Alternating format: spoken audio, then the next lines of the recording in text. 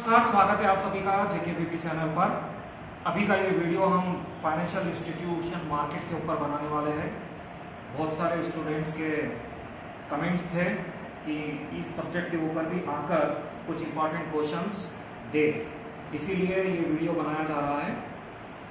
अब जहाँ तक ये सब्जेक्ट का सवाल है, financial institutions and market, unit wise इसके सिलेबस के हिसाब से मैं आपको इंपॉर्टेंट क्वेश्चंस कहूंगा। कम से कम आप उतने क्वेश्चंस भी पढ़ लेंगे तो उम्मीद है कि वे एग्जाम्स में जरूर आ जाएंगे। सबसे पहला यूनिट है आपका इंडियन फाइनेंशियल सिस्टम। अब इंडियन फाइनेंशियल सिस्टम के बारे में आपको कंपोनेंट्स पूछ सकता, उसके फंक्शंस पूछ सकता। तो ये हो गया आपका पहला question, components and functions of Indian financial system. दूसरा क्वेश्चन आपको पूछ सकता, देखिए, recent development in Indian financial system. ये क्वेश्चन भी जरूर पढ़ लीजिए, हो सकता कि ये क्वेश्चन भी आ जाए एग्जाम में। और एक है weakness of Indian financial system. तो इंडियन फाइनेंशियल सिस्टम क्या है, उसका स्ट्रक्चर क्या है, कंपोनेंट्स क्या है, कंपोनेंट्स यानी कि स्ट्रक्चर, फंक्शंस क्या है। ये हो गया बेसिक क्वेश्चन, ये पक्का पढ़ना, ये पूछ सकता।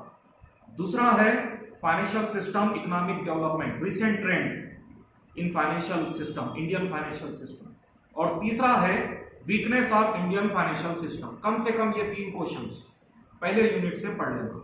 दूसरा यूनिट है फाइनेंशियल इंस्टीट्यूशंस, यानी कि ऐसे इंस्टीट्यूशन जो फिनांस देते हो।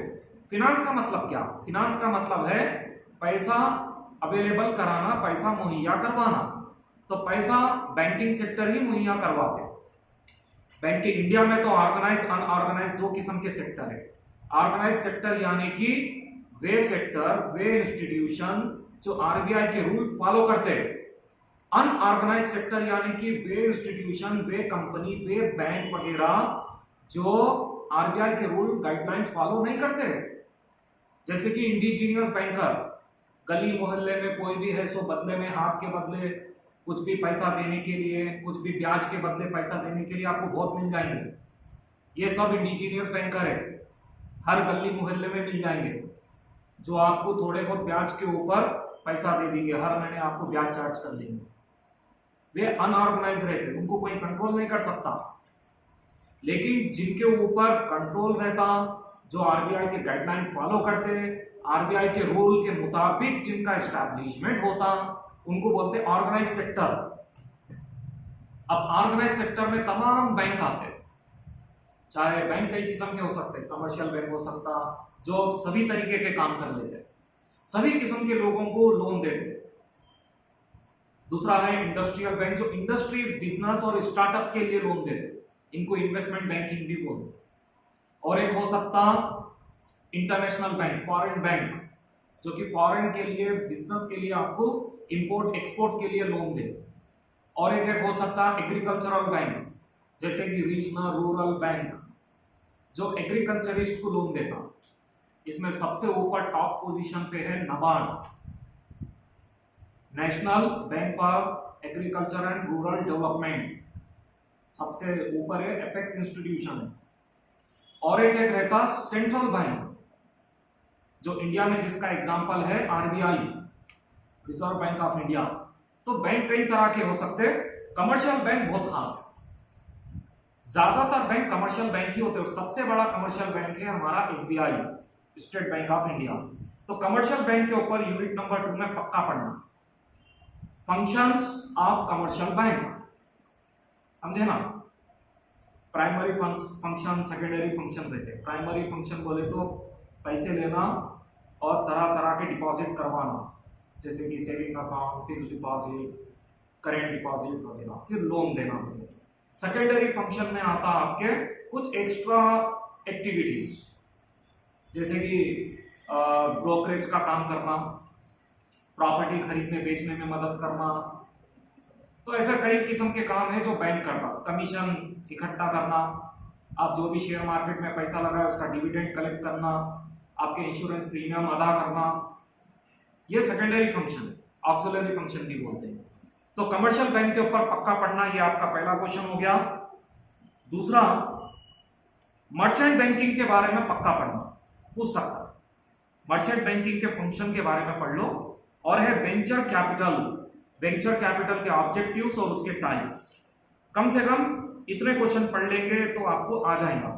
तो कौन से क्वेश्चन बोला मैं रिपीट कर रहा हूं सेकंड यूनिट के लिए। फंक्शंस ऑफ कमर्शियल बैंक, सबसे पहले तो डिफाइन बैंक और फंक्शन ऑफ कमर्शियल बैंक बोलेगा। दूसरे नंबर पे मर्चेंट बैंक, उसके फंक्शंस। तीसरे नंबर पे वेंचर कैपिटल और उसके टाइप्स। अगर आपको टाइम मिल जाए तो आप नॉन बैंकिंग फाइनेंशियल कंपनीज के बारे में भी थोड़ा देख लो, कम से कम शॉर्ट कवर हो जाएगा।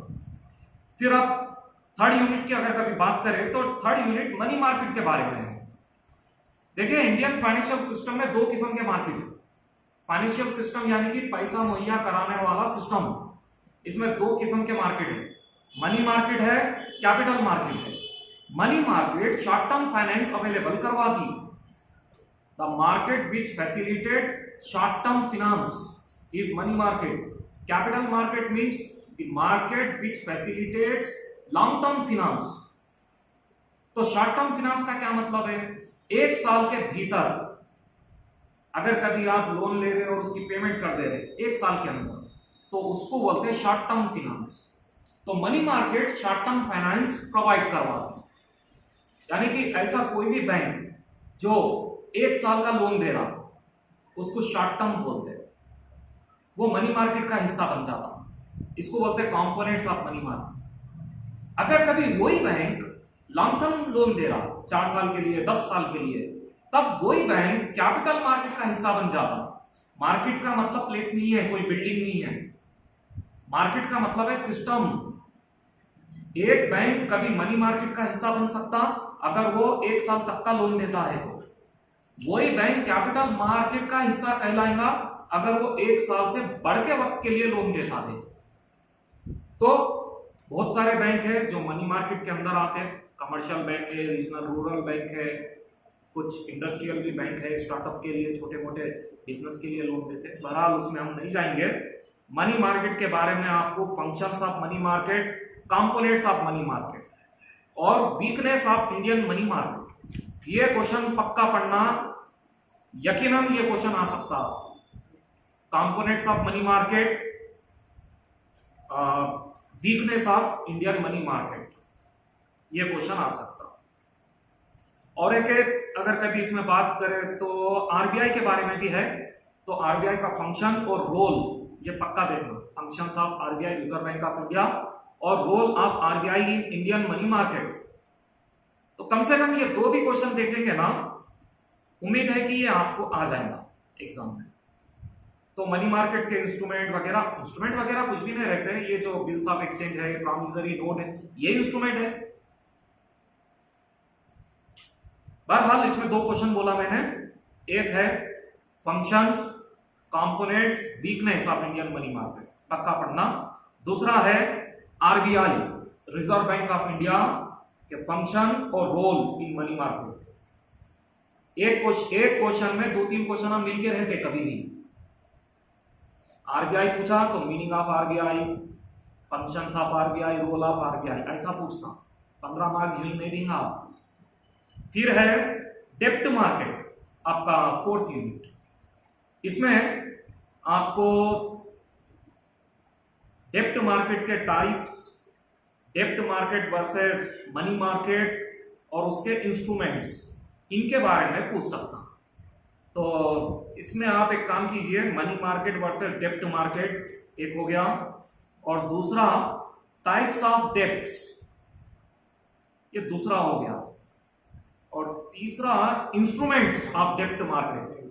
कम से कम ये क्वेश्चन आप पढ़ लेके जाइए, शायद आपको हो जाएगा। अगर कभी आपको वक्त मिल जाए तो बॉन्ड्स, मीनिंग ऑफ बॉन्ड और टाइप्स ऑफ बॉन्ड के बारे में भी थोड़ा बहुत पढ़ लीजिए।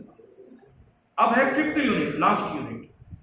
ये कंप्लीटली इक्विटी मार्केट के ऊपर है। तो इसमें आपको primary market versus secondary market पूछ सकता। प्राइमरी मार्केट, सेकेंडरी मार्केट का मीनिंग क्या है? प्राइमरी मार्केट यानी कि जब किसी कंपनी के शेयर्स, यानी कि इक्विटी शेयर्स पहली दफा मार्केट में उतरते और बेचे जाते, उसको बोलते हैं प्राइमरी मार्केट। एक बार मार्केट में आ जाने के बाद में अगर कभी आप किसी एक आदमी से शेयर खरीद ले रहे, उन्होंने किसी और को बेच दे रहा, फिर उससे कोई खरीद ले रहा है, बस ये रोटेशन चल रहा, इसको बोलते हैं सेकेंडरी मार्केट। तो प्राइमरी मार्केट में नए नए शेयर्स खरीदे जाते, सेकेंडरी मार्केट में पुराने शेयर्स खरीदे बेचे जाते। स्टॉक मार्केट असल में सेकेंडरी मार्केट है, ये याद रखना। तो एक क्वेश्चन हो गया primary market versus secondary market. दूसरा क्वेश्चन हो गया फंक्शंस ऑफ स्टॉक एक्सचेंज।